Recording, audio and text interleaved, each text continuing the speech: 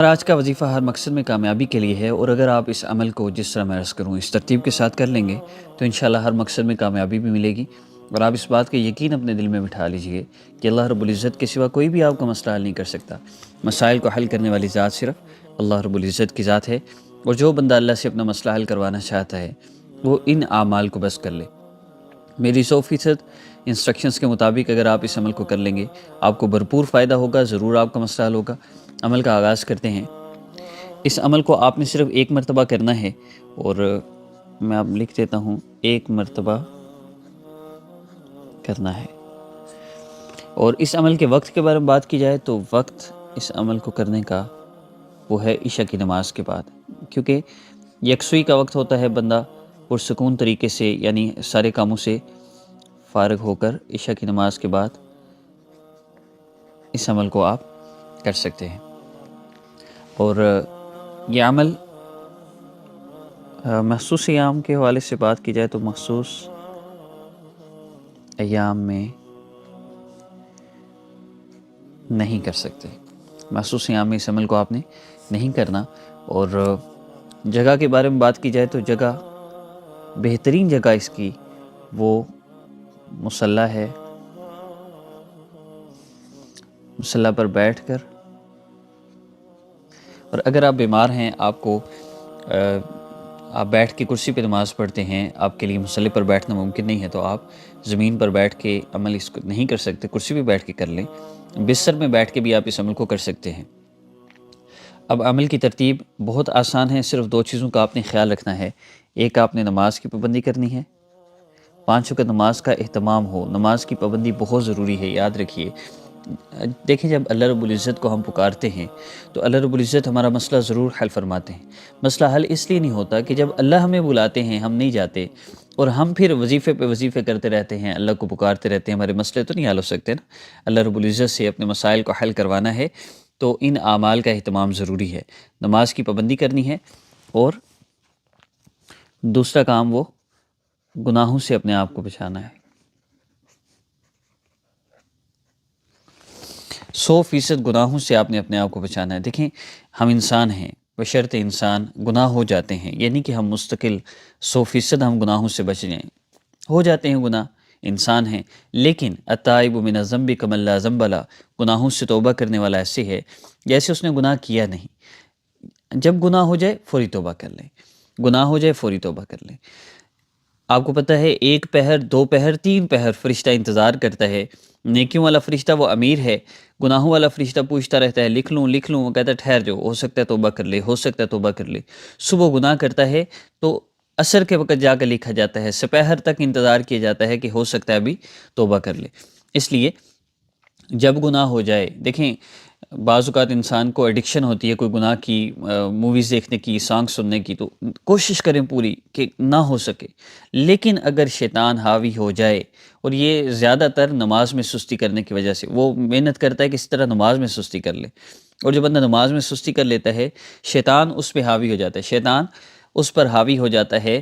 اور حدیث مبارکہ میں آتا ہے کہ شیطان کو امید لگ جاتی ہے کہ بس اور میرے قابو آ جائے گا، انہوں میں اور پھاڑ لاں گا۔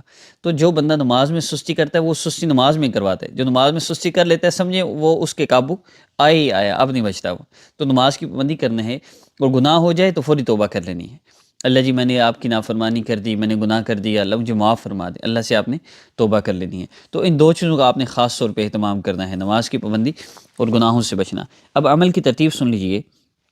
پہلا کام آپ نے جو ہے نا، وہ جو عمل کرنا ہے وہ آپ نے عشاء کی نماز کے بعد سورہ فاتحہ 7 بار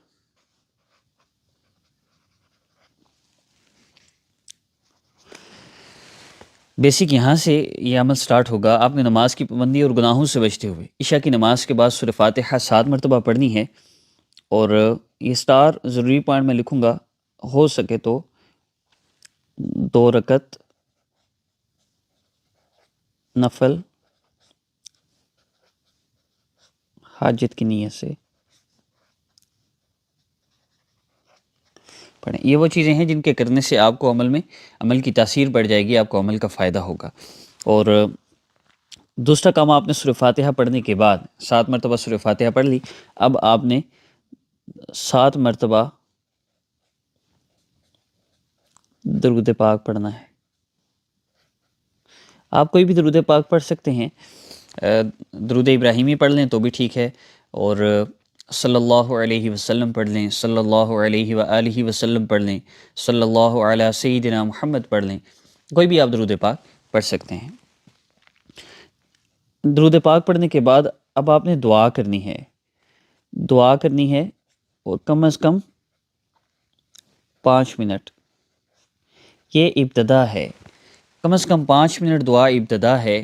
جس دن آپ کا ہمارے چینل پر اپلوڈ ہونے والے اعمال وظائف کرتے ہوئے جس دن آپ کی دعا 5 سے 10 15 20 منٹ اور 30 منٹ پہ پہنچ گئی، وہ آپ کے مسائل کا آخری دن ہوگا۔